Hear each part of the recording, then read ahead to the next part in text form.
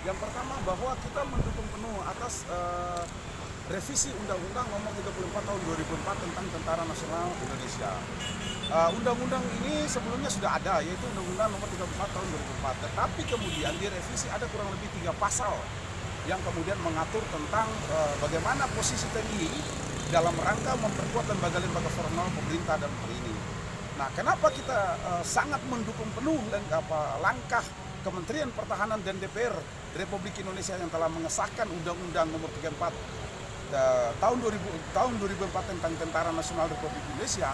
Karena yang pertama bahwa kita melihat sejumlah dinamika persoalan yang ada di bangsa ini, termasuk salah satunya misalnya Badan Keamanan Laut Bakamla. Kenapa perlu ada reposisi TNI atau perwira TNI yang kemudian menempatkan posisi dalam jabatan-jabatan strategis yang ada pada Bakamla?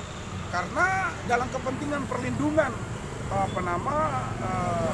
kelautan di bangsa ini, tentunya kita sangat membutuhkan peran TNI dalam rangka untuk memperkuat lembaga negara tersebut, termasuk dalam rangka bagaimana penegakan supremasi hukum di bidang Kejaksaan Agung dan kemudian penguatan skill yang ada pada rescue atau kemudian Basarnas itu sendiri.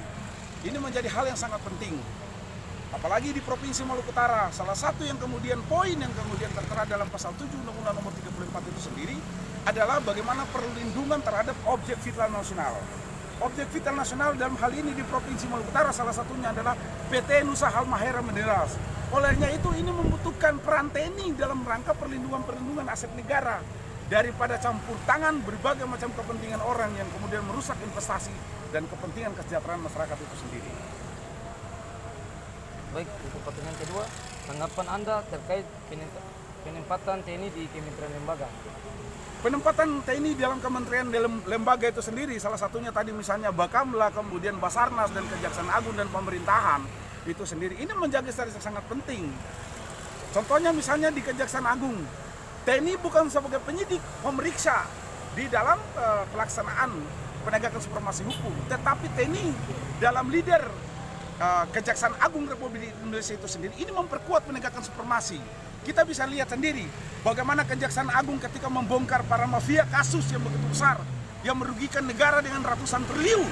Kemarin kemudian Kejaksaan Agung diancam dan diteror oleh sejumlah pihak yang dugaan dalam tanda petik bahwa dugaan kuat kami bahwa itu adalah merupakan orang suruhan daripada mafia korupsi itu sendiri. Oleh karena itu, bahwa perlu ditegaskan di sini bahwa korupsi di Indonesia bukan lagi sebuah kejahatan tidak pidana yang dilakukan secara personal, tetapi ini kejahatan terorganisir oleh kelompok para mafia yang kemudian menguasai lembaga-lembaga negara. Kita butuhkan TNI dalam rangka untuk menempatkan posisi di lembaga formal pemerintah, dalam rangka untuk memperkuat negara bagaimana memberantas korupsi, menjaga kedaulatan Republik Indonesia itu sendiri dalam rangka mencapai cita-cita masyarakat yang sejahtera. Baik, untuk pertanyaan ketiga yang terakhir, bagaimana pendapat saudara penambahan masa pensiun untuk TNI? Jelas, TNI memang perwira tinggi, perwira jenderal harus ditambahkan masa waktu pensiunannya. Kenapa penting? Karena kemudian ketika beliau diangkat menjadi jenderal itu sudah usia berapa? Bagaimana mereka ditempatkan di dalam jabatan strategis untuk mengambil kebijakan strategi untuk kepentingan kedaulatan bangsa? Kalau kemudian hanya berlaku 1 tahun, 2 tahun karena dia dipersulit dengan terbatasnya dia sebagai usia perpanjangan masa jabatan dia atau masa waktu dia sebagai Tentara Nasional Indonesia itu sendiri. Nah, kenapa ini harus ada perpanjangan masa waktu pensiunan itu sendiri? Karena yang kita butuhkan adalah perwira-perwira TNI ini memiliki waktu dan kesempatan yang lebih lama dalam rangka penempatan posisi, memperkuat lembaga pemerintah itu sendiri dalam rangka penguatan kedaulatan. Seperti itu yang kita maksudkan. Pertanyaan terakhir, untuk apakah bapak-bapak sekalian mendukung untuk revisi Undang-Undang TNI? Dilihat kan banyak dan maraknya aksi-aksi yang melakukan penolakan revisi Undang-Undang TNI. Ya, yang pertama kita mendukung.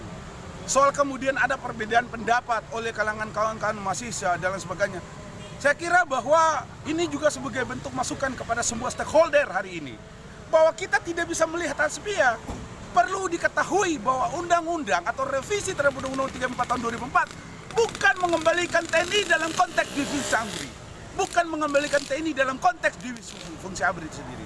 Kenapa? Karena usulan TNI Angkatan Darat itu sendiri kepada Dewan Perwakilan Rakyat itu sendiri, DPR RI Republik Indonesia, itu diwakili oleh anggota legislatif dari seluruh perwakilan rakyat yang ada di seluruh wilayah yang ada di Republik Indonesia, perwakilan seluruh partai politik yang ada di Republik Indonesia, dan itu disahkan, bahkan tidak ada penolakan dari satupun anggota legislatif.